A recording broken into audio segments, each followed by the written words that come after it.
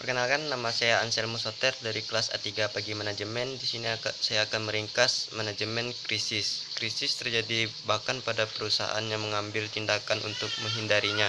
Tindakan alam dan peristiwa acak terjadi. Kebanyakan krisis yang melibatkan bisnis bagaimana memiliki tingkat keterlibatan manusia dan setidaknya kemungkinan bahwa perusahaan bertanggung jawab atas krisis yang terjadi. Keterlibatan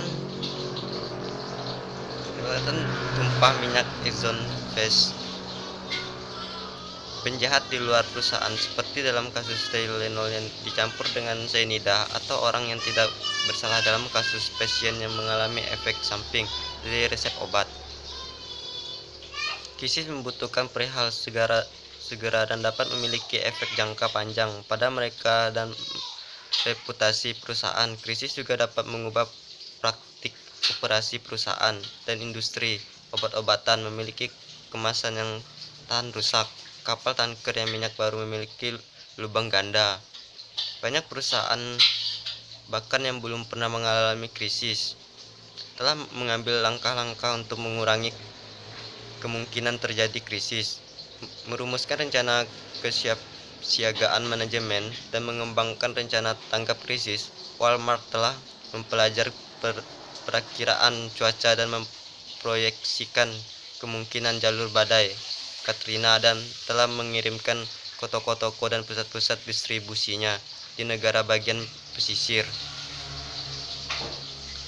Bab ini membahas manajemen krisis dan komponennya, penghindaran, kesiapsiagaan, analisis agar penyebab, respons, dan resolusi. Fokus adalah pada krisis yang secara langsung mempengaruhi pemangku kepentingan perusahaan dan publik yang lebih luas.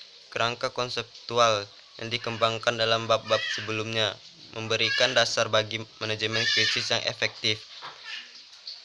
Sifat dan penyebab krisis. Krisis adalah situasi di mana kerugian terhadap orang atau properti telah terjadi atau akan segera terjadi. Krisis biasanya tidak terduga, dapat meningkat dengan cepat, dan dapat merusak kinerja operasi perusahaan, reputasinya, dan kredibilitas manajemen. Krisis seringkali membutuhkan tindakan di bawah tekanan waktu.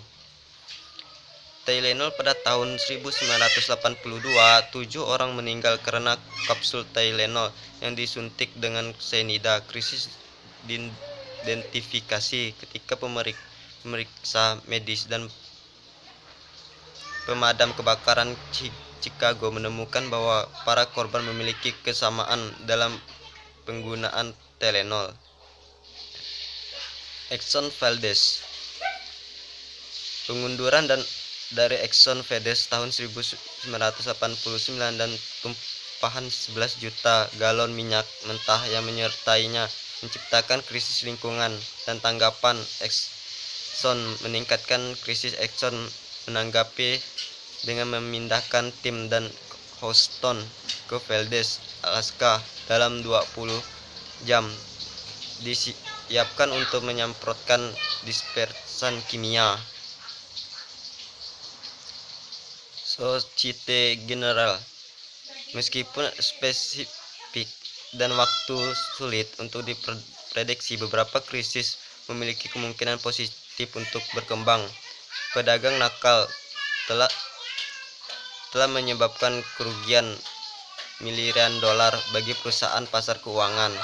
Golden Cash adalah yang paling menguntungkan dari bekas bank investasi dan merupakan pemain utama dalam bisnis sekuritas berbasis mortgage.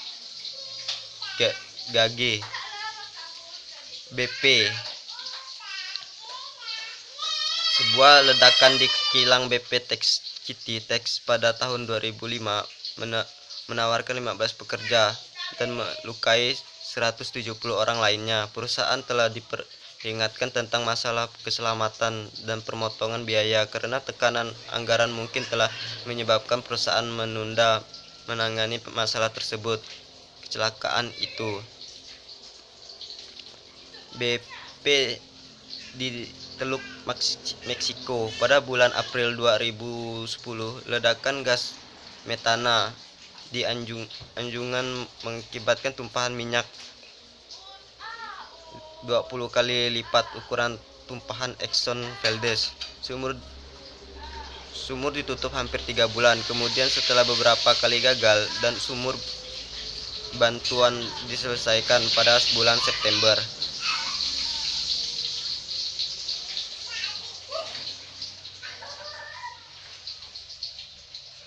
Pepsi dan Syringe.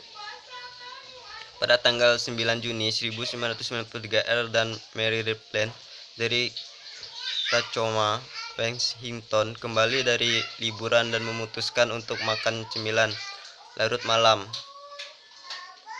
Kedua insiden tersebut menyebabkan laporan berita nasional tentang kemungkinan perusahaan produk dan segera diikuti oleh laporan insiden lainnya. Sekitar 50 kejadian benda yang ditemukan dalam kaleng minuman dilaporkan di 23 negara bagian. Kebanyakan produk Pepsi tidak ada korban luka yang dilaporkan.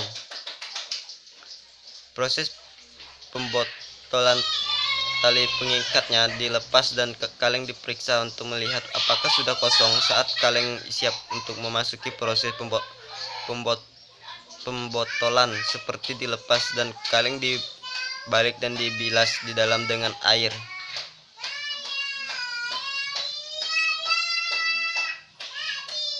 Dan lembaga di lingkungan non-pasar, aktivitas LSM, regulator dan legislator memberikan pengawasan tambahan kepada perusahaan dengan reputasi buruk. Reputasi dibangun oleh tindakan melalui produk dan oleh kebijakan yang dipatuhi oleh perusahaan.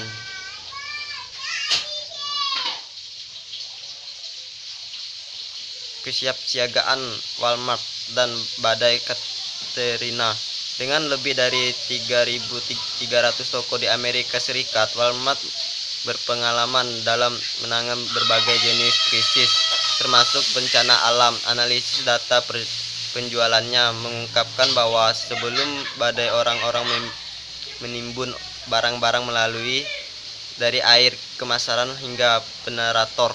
Dan setelah badai melanda, mereka membeli gergaji mesin dan berlengkapan membersihkan Walmart, mengoperasikan pusat operasi darurat di kantor pustakanya, dan mulai melacak badai dan Karibia ketika ditangkan statusnya menjadi depresi tropis.